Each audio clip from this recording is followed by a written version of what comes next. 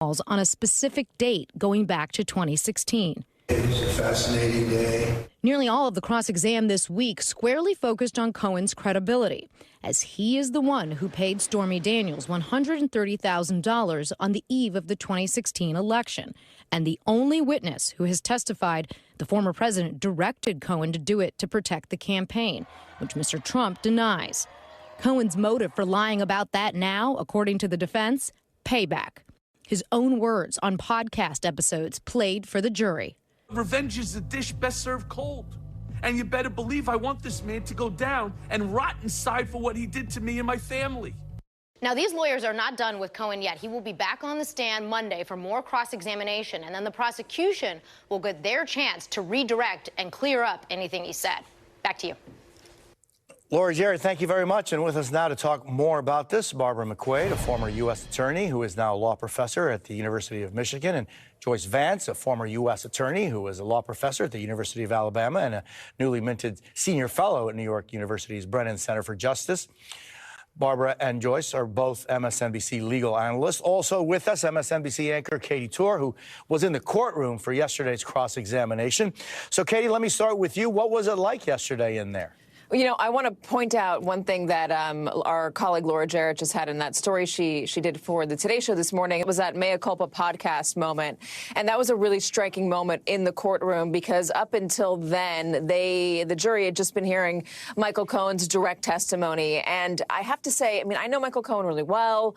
A lot of reporters do. I think anybody who watches television probably knows Michael Cohen well. He's got a very big personality. He's loud.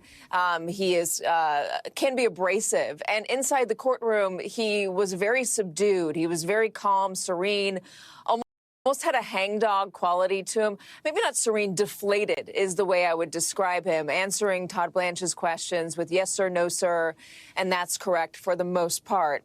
And then there was that moment where Todd Blanche and the defense played that podcast, that mea culpa podcast, and you heard Michael Cohen's voice yelling and saying how much he would love to see Donald Trump behind bars.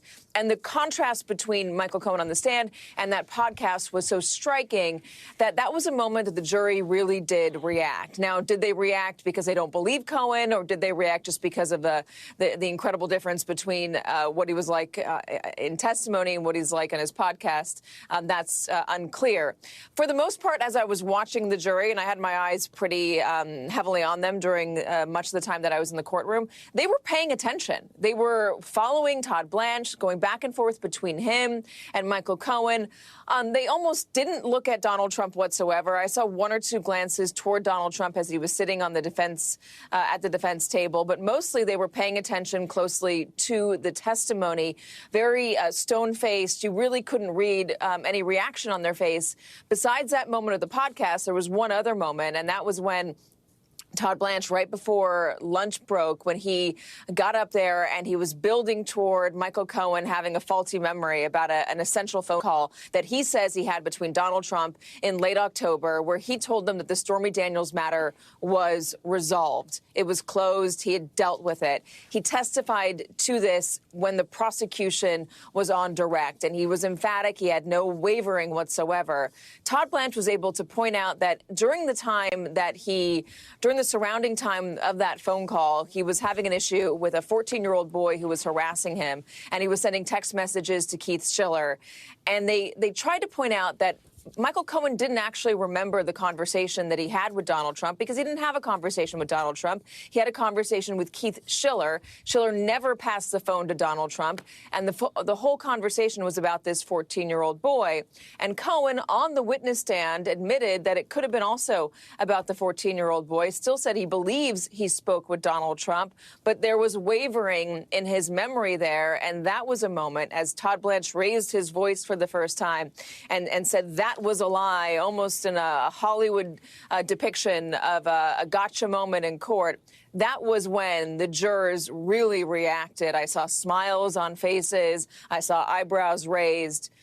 But again, what are they reacting to? Are they reacting to Todd Blanche suddenly raising his voice and getting theatrical, or are they reacting to Michael Cohen's wavering memory? Yeah, and Joyce, one is struck by that this has become such a big issue. the case is not about Michael Cohen, although Michael Cohen plays a key part in it. What kind of impact do you think this 2016 October call could have on the entire case? So this case is a lot easier for prosecutors to win if the jury believes Michael Cohen. And juries will, I think, accept allegations that witnesses have lied in the past, but that they've had a moment in their lives where they're now on a better track and they're committed to telling the jury the truth. If the defense version of this story holds that Michael Cohen lied to the jury about this call, the prosecution is in trouble. But there are a lot of other possible explanations here. Cohen gave a plausible one on the witness stand, saying, well, it's possible that I talked to Schiller first, but then he passed the phone to Trump. Prosecutors will do redirect to clean this up and clarify the situation. They'll very likely argue that if Cohen was making a story up, he would have just picked one of any number of phone calls he placed directly to Trump. There would have been no need to peg the story of this particular call to a phone call that was placed first to Keith Schiller, the bodyguard. So those sorts of arguments and those sorts of clarifications can come together to resurrect the credibility of a witness who stumbles on cross-examination. So, Barbara, what is the responsibility of cleanup, right, for the prosecution on this specific issue? Because it seems as though Cohen is the only one so far we've been seeing on the stand that ties Donald Trump directly to knowledge, intent, and everything else on this. Yeah, so I think the prosecution has to think about how to portray this. In many ways, this is, to me, is much ado about nothing. This is exactly what the prosecution expected would happen with a witness like Michael Cohen. It's likely the reason the feds walked away from it. Whenever you use a cooperator who has baggage, this is what cross-examination looks like. So there's no surprise here. But, you know, a jury who's never seen this before, maybe they fall for it when someone like Todd Blanche starts raising his voice and claiming that he's lying and all these kinds of things. But these are all the same tricks that you see all the time by defense attorneys. So if you're the prosecution, you sort of validate this moment by trying to clean it up on redirect, or you just let it go and then in closing argument argue both of these things are completely plausibly true, right? He called him about the 14-year-old boy, and while he's there, he says, oh, you're with the boss? Put me on with him. Hey, boss, I took care of that thing. So the idea that somehow he's caught him in a lie strikes me as really rather ridiculous. But if the prosecution is concerned, they would raise this again. They would ask Michael Cohen. Now, they say that you were talking about a 14-year-old boy. Is that right? Yeah. And were you talking about anything else? Yes. We also talked, I informed Mr. Trump that the deal was taken care of. So I think this is something that they can address either in redirect or in closing. I think for people who've never seen this before, it seems like an exciting gotcha moment, maybe because the rest has been so dull. But to me, this is just the way defense attorneys sometimes try to make a mountain out of a molehill.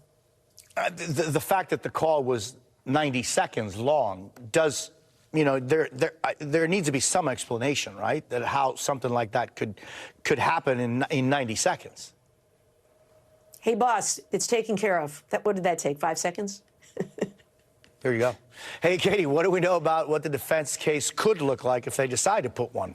That's really up in the air right now. The defense has not committed to calling any witnesses. Once the prosecution rests, and we'll see if they have anything else other than Michael Cohen, they could potentially call somebody else to close their case. But if they do rest, the defense is going to have an opportunity to tell the judge whether they do plan on calling a witness, whether that might be, I don't know, one of the attorneys that Michael Cohen almost worked with, like Mr. Costello, or do they plan on calling Keith Schiller, the body man, since he's been the center of so much of this testimony that now is conflicting? Or do they decide to call Donald Trump himself? They have not said what they plan on doing. We will get an answer, though, sooner than later, as it is pretty apparent that the prosecution is close to finishing.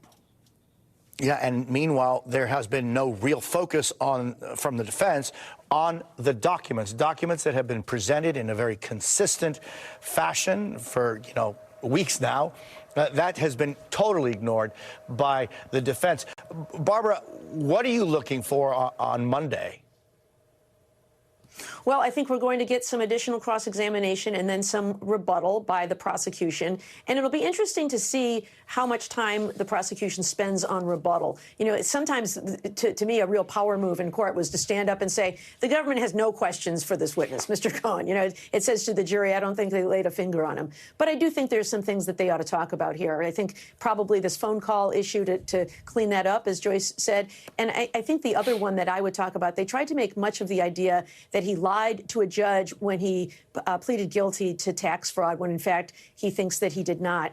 I think there's a very, again, plausible story there where he says that he does not dispute the facts. He just thinks that it was a wrongful decision by the prosecution to prosecute him for a crime instead of giving him a pass or dealing with it civilly or letting him just pay back the money. So I think that's another area that I would probably cover with him on cross. And then I guess we'll see whether the defense is going to put on any case at all. In most cases that I have ever tried, the defense actually puts on no case, and they rely solely on the government's failure to prove their case through cross-examination and closing argument. Barbara McQuade, Joyce Vance, and Katie Torr, thank you so much for being with us this morning. Really appreciate it. Up next, breaking overnight, dangerous storms hit the south, killing at least 4 people, and the threat is not over. Overseas, 8 trucks packed with supplies are now rolling off the new U.S.-built floating pier in Gaza. And later, the Biden campaign's push to win over black voters. We're back in 90 seconds. You're watching Jose Diaz. Balart reports on MSNBC.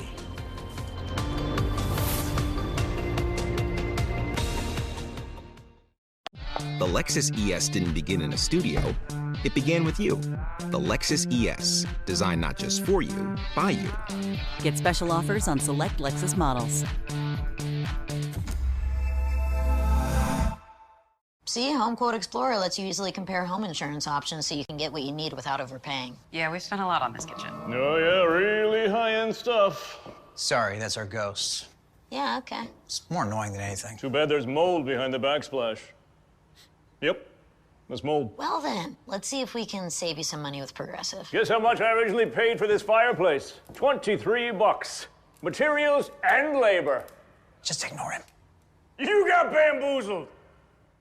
When you need brutal honesty. Joe Biden is doing something that nobody has done to Donald Trump. He's taken it to him every day. When you need insights first thing in the morning. Women are going to be talking to their doctors about the options they don't have anymore. When you need to go deep inside the story. What do you say to voters who may be shaky on Joe Biden about the stakes of this one-on-one matchup? And hear from someone who's been there. Most Americans don't want to turn Central Europe over to Putin. You need your Morning Joe.